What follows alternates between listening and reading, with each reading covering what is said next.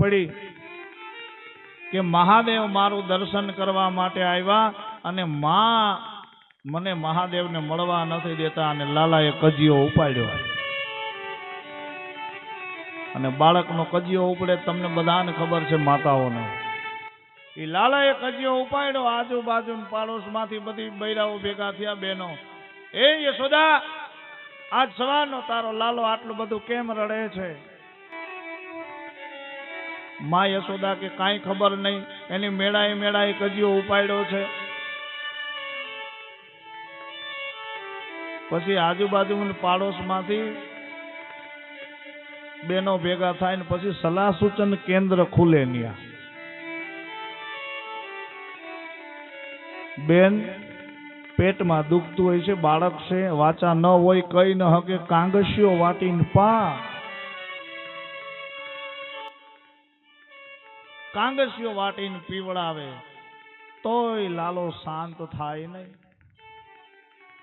એમાં કોઈ આવીને કહ્યું કે માં, આપણે કેદુના બધાને લાલો લાલો લાલો લાલો કહેતા ફરીએ ને, એમાં પેલી મીઠી નજર માની હોય. પેલી મીઠી નજર માની હોય. આના મીઠણા લઈ લે. અને લાલાના મીઠણા લીધા તોય લાલો શાંત ન થાય ને ત્યારે કીધું કે માં, આને કોકની નજર લાગી છે, આખા ગામની બૈરાઓ રમાડે છે આને. બેનો બોલતા હોય તમારે સાંભળવું પડે. તાર છોકરો ટોકાઈ ગયો. લે,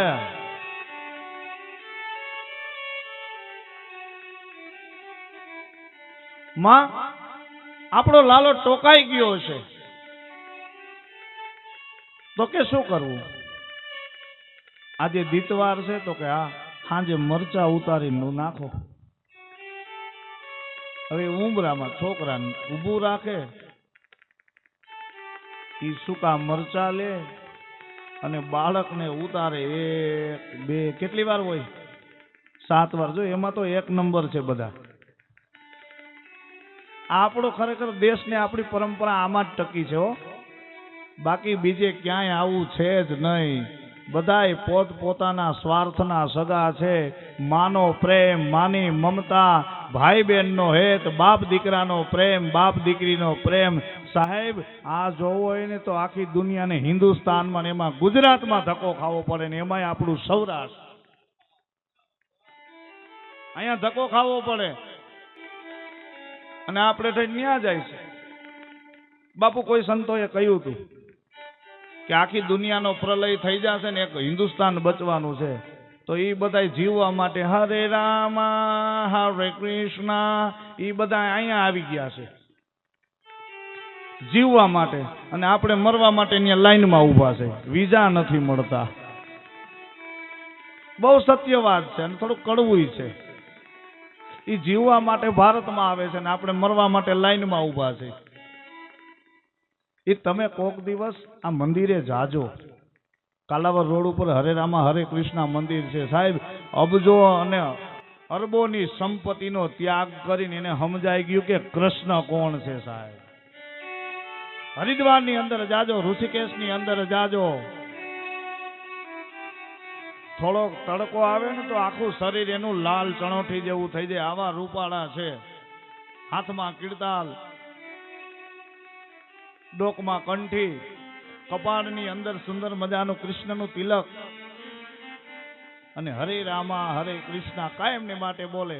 આપણે સામા મળીએ આપણને કે બાપજી હરે રામા હરે કૃષ્ણ, આપણને આનંદ થાય કે આને એટલી લાગી. પણ આ દુનિયાનો નિયમ છે સાહેબ. પાસે હોય ને એને પરવા ન હોય અને દૂર દેખાય ને એને વલખતો હોય. આ સંસારનો જીવ છે. પાસે છે એની પરવા નથી અને દૂર દેખાય છે ને એને આ જીવ સતત વલખતો હોય છે.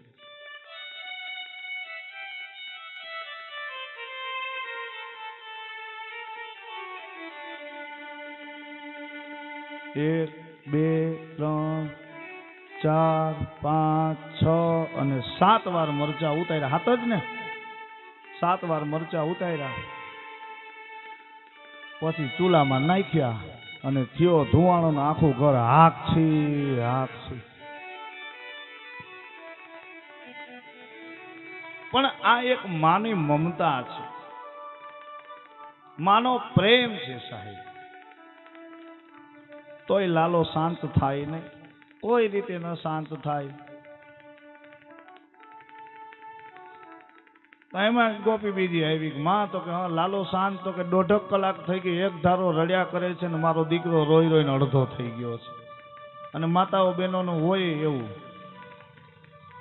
બાળક રોઈ રોઈને અડધું થઈ જાય ને પાડોશી આવીને કે બેન હવે કામ મૂક અને આને રેતો કર.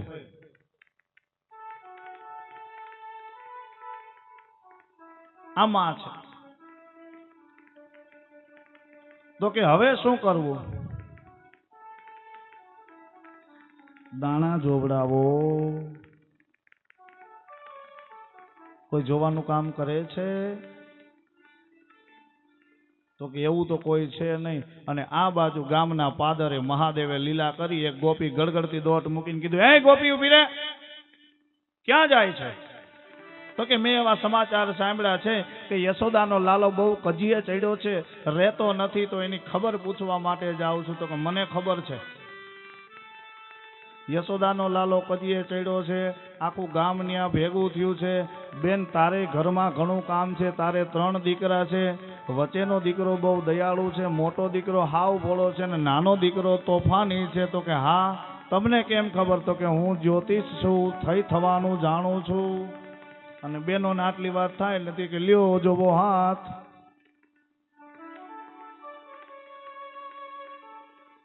હાથ જોઈ દીધું, એનું ભાગ્ય જોઈ દીધું. પછી કહ્યું કે ગોપી તને એક વાત કહું, એ યશોદા છે ને, યશોદાને કહેજે કે મને દોરા ધાગા કરતા આવડે છે.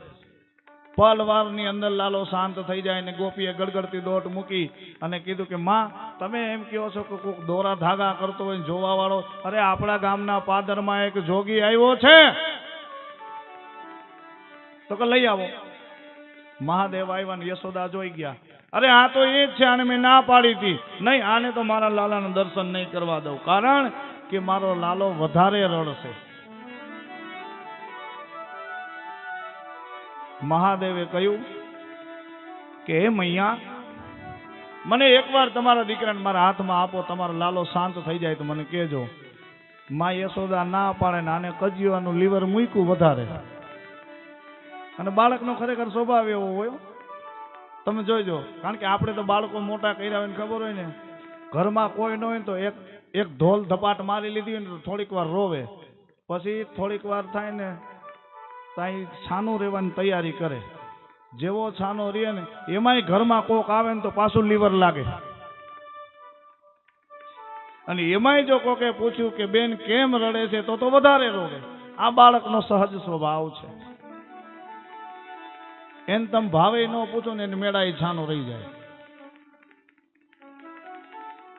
એ કેવું દ્રશ્ય હોય બાળકનું? એ પેલા રડે, પછી ધીમે ધીમે ધીમે ને પછી ખાલી હિબકા જ ભરતો હોય. એ બાળકનો સહજ સ્વભાવ. મહાદેવે કહ્યું છે કે માં એ યશોદા તારા લાલાનું દર્શન કરવા દે, હમણાં પલવારની અંદર તારો લાલો શાંત થઈ જાય. અને માં યશોદા કોઈ રીતે માને નહીં. અને ગોપીઓએ કહ્યું કે માં આટલો બધો હઠાગ્રહ શા માટે કરો છો? આપો એ જોગીને, એ જોગીને આપો. અને ત્યારે એ જ સમયે મહાદેવે હાથ આમ અધર કર્યા લાલાને લેવા માટે. અને માં યશોદાએ લાલાને આમ કરીને આમ આપ્યો, પાછો લાલાને લઈ લીધો. અરે તમારી દાઢી લાંબી છે, મારા લાલાને કરડ છે.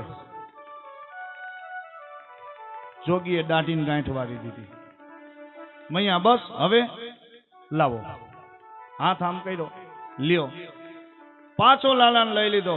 અરે તમારા આંખના ડોળા કેવડા છે, અમને બધાને બીક લાગે તો મારો લાલો નાનો છે, ડરી જશે. તો કે માં હવે આંખું ફોડવા તો કઈ જવાતી નથી, અને આંખું બંધ કરું તો તારા લાલાનું દર્શન મને ન થાય.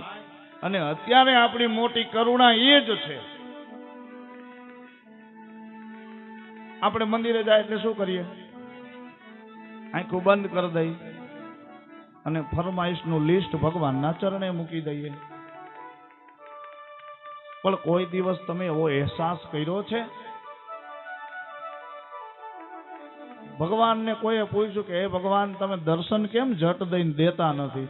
ભગવાને કીધું કે દર્શન તો દઉં છું, પણ જેવો પ્રગટ થાવ ત્યાં તો એ સામે આંખું બંધ કરીને ઊભો રહી જાય છે. મારે દર્શન દેવા કેમ?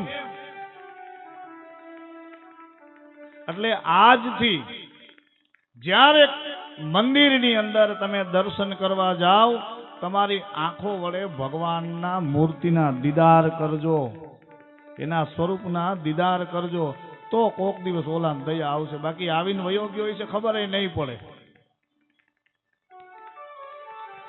અને વાત સાચી છે, આપણે અહીં બધા કથા સાંભળીએ બરોબર, આપણો ડેલો ત્યાં બંધ છે. હવે વજુ બાપુને ખબર છે અહીંથી કે ડેલો કોણ ખખડાવે છે? ત્યાં કોક સમાચાર દે કે ભાઈ કોક ડેલો ક્યારના ખખડાવતા હતા. વજુ બાપુને 9 વાગ્યાનો કોક ડેલો ખખડાવે, 11 વાગે ડેલો ખોલવા જાય તો ત્યાં સુધી કોઈ ઊભું હોય? ખખડાવે, કોઈ ન આવે એટલે વયા જાય. આપણું આવું જ છે, મંદિરમાં ઘંટનાદ કરીએ 2-3 વાર, હરિદર્શન ન દે ને આપણે વયા જાય ને પછી ઓલો વાહેથી પ્રગટ થાય કે લે તારા તો ભાગ્યમાં નથી. એટલે આવું ન કરશો. ભગવાનના મંદિરે જાઓ એટલે ત્યાં આંખો ખુલ્લી રાખીને દર્શન કરજો ને પછી આંખો બંધ કરજો.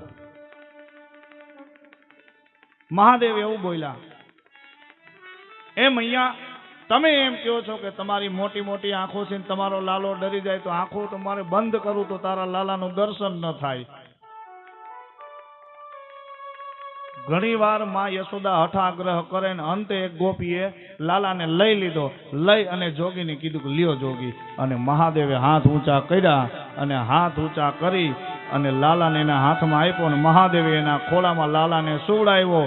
2 આંખું ભગવાનની અને 2 આંખું મહાદેવની, 4 મિલે 64 ખીલે.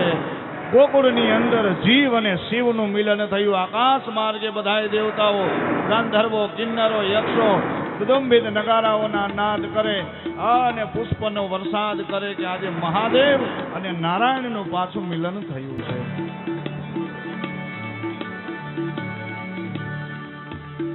લાલાનો કજિયો શાંત થઈ ગયો, એકદમ કજિયો શાંત થઈ ગયો. ગોપીએ જસ લીધો. માતન ક્યારની કહેતી હતી ને કે તારા લાલાને દઈ દે, તારા લાલાને દઈ દે. તું માનતી નહોતી કોઈનું. અને દુનિયામાં જસવાળાની લાઈનું છે, અબજસમાં કોઈને રસ્તો ચીંધ્યો હોય ને ઓલો એમ કે ભાઈ હું મુકામે પહોંચી ગયો તો કે એ ભાઈડાના કામ છે. ભાઈડાએ આંગળી ચીંધી હતી. અને જો હેરાન થયા તો કે તો તારા કર્મનો હિસાબ. અબજસના પોટલા કોઈને ખંભે બાંધવા નથી અને જસના પોટલા બાંધવાના છે બધાએ. પણ સાહેબ, જસ અબજસ, જન્મ મરણ, યથા જોગ, આ બધું મારા હરિના હાથમાં છે. આપણા હાથમાં કાંઈ નહીં. આપણા હાથમાં શું? મહિનાનો પગાર આવે ઈ, અને ઈ ટકે છે ક્યાં? 10 દી વપરાઈ જાય છે. તો એવું કાંઈક કરજો. મહાદેવે કીધું કે માં, તારા લાલાનું દર્શન કરી લીધું, હવે હું રજા લઉં? ઉભા રહ્યો. રજા ક્યાંથી લેશો? તમે મારા ઘરની ભિક્ષા તો લીધી નથી. અને ભિક્ષા આપે છે અને કહ્યું કે આ ગોપી એમ વાત કરતી હતી કે તમે ભાગ્ય જોવો છો ને ભવિષ્ય જોવો છો? તો કે હા. તો કે મારા લાલાનું ભવિષ્ય જોઈ દો ને. માને આવી બહુ ઈચ્છા હોય. લાલાની હસ્તરેખા જોઈને મહાદેવે કીધું કે આની શું ભાગ્ય રેખા જોવી, કે આખા જગતના લેખા લખવા વાળો છે, એના લેખ આપણે શું લખવાના છીએ?